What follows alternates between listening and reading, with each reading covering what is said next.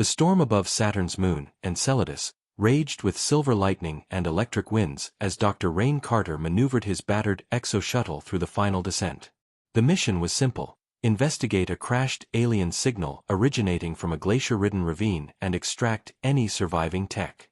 Rayn, a disgraced xenobiologist, had taken the contract hoping to redeem himself after the Mars incident.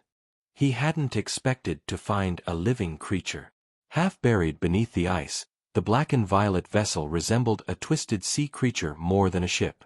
Its hull pulsed with a dim, organic light. Inside, Rayn discovered something extraordinary: a wounded creature, 12 feet tall, insectoid yet oddly maternal, its segmented limbs trembling, mandibles clicking weakly. It was female. And pregnant. Rayn's first instinct was fear. The thing had 4 crimson eyes and a carapace that looked strong enough to crush steel. Yet it didn't lash out. Instead, she huddled in pain, one claw cradling her swollen abdomen. Rayn activated his helmet translator and scanned her vitals. Internal bleeding, oxygen deprivation, and twin fetuses ready to be born.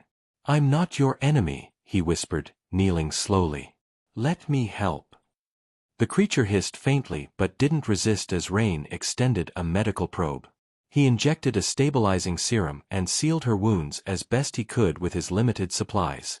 The creature let out a low trill, a sound almost like gratitude. Then she collapsed. Rayn spent the next 18 hours inside the alien ship's remains, using makeshift heaters and patches of bioskin to keep the mother alive. He studied her physiology while trying to stay calm. Her DNA structure was unlike anything catalogued, entirely non-carbon-based, yet somehow compatible with protein-based treatments. She was dying, though. That's when the birthing began. She spasmed violently, her chest thrumming with energy. Rayn watched in awe and terror as 2 small pods pushed out from her abdomen, each wrapped in a gelatinous sac. The creature roared, shook, then went still. Dead. Rayn stared at the newborns, unsure of what to do. They were about the size of large dogs, their slick bodies twitching as they clawed free of their sacs.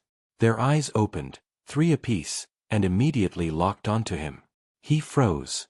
Then they crawled toward him. Rayn braced for pain. Instead, they pressed against him, one curling around his leg, the other resting its head on his arm. They purred. It wasn't a threatening sound. It was affectionate. Rayn sat there, stunned.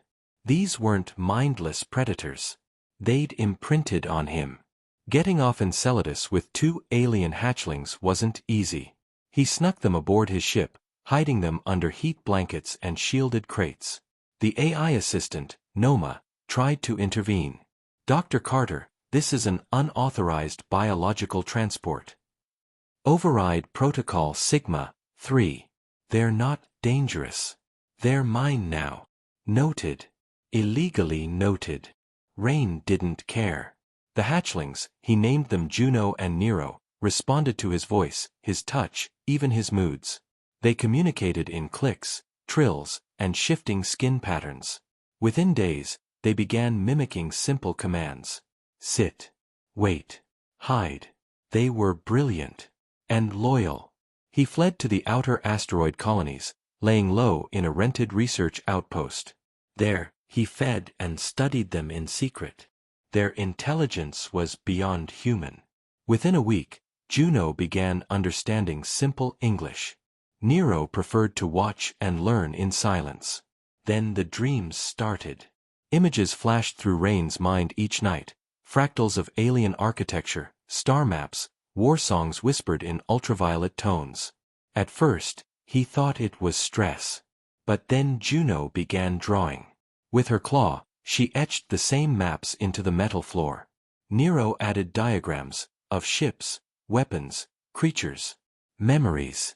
They were showing him their past. The alien mother had been part of an ancient warrior species, the Virex. Once guardians of a vast empire, they were betrayed by synthetic invaders called the Karate. Hunted to extinction, the last queen had fled across galaxies, carrying her unborn children. To Earth's system.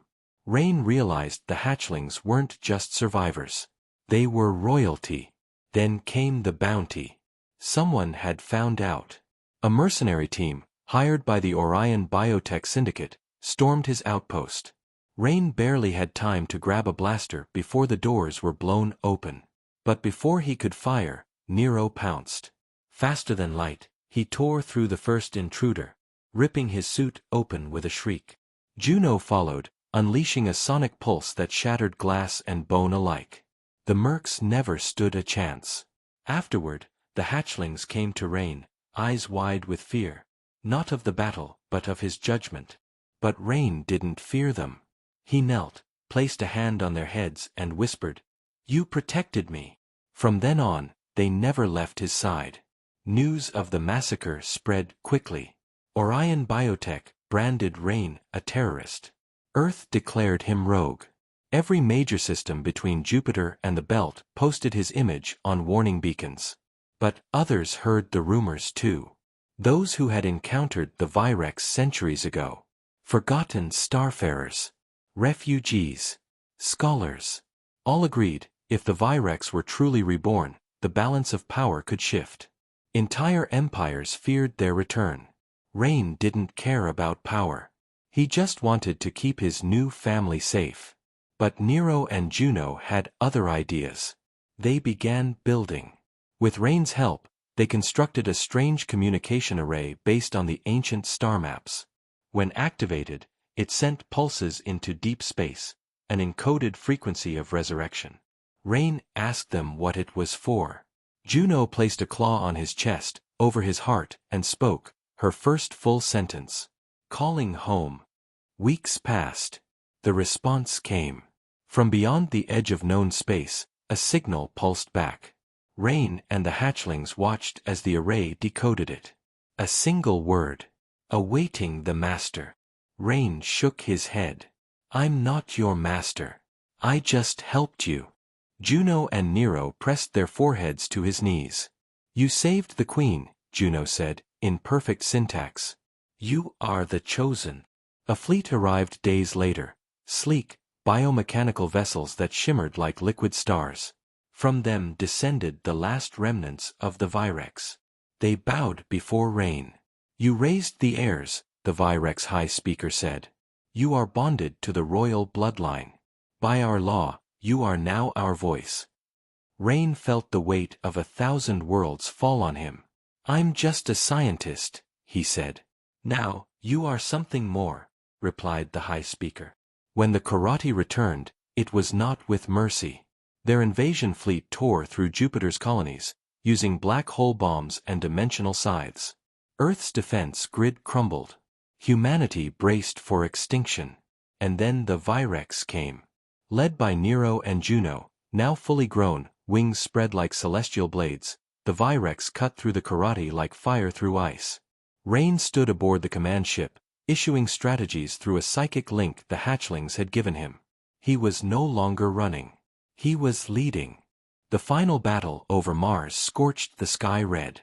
Juno led a dive straight into the Karate Prime brain. Nero followed, cloaked in plasma. Rayn's voice guided them, echoing through their minds. When it was done, silence fell across the stars. The Karate were no more. Earth hailed Rayn as a hero. But he didn't stay. He left with the Virex, choosing exile among the stars. Not for glory. Not for revenge. But for family. Juno and Nero now stood taller than any human, their forms graceful and terrible. Yet whenever they looked at him, it was with the same love as when they were small, when they curled beside him in the icy wreck, orphaned and afraid. To them, he would always be their father, their master, their savior, and to him, they would always be his children.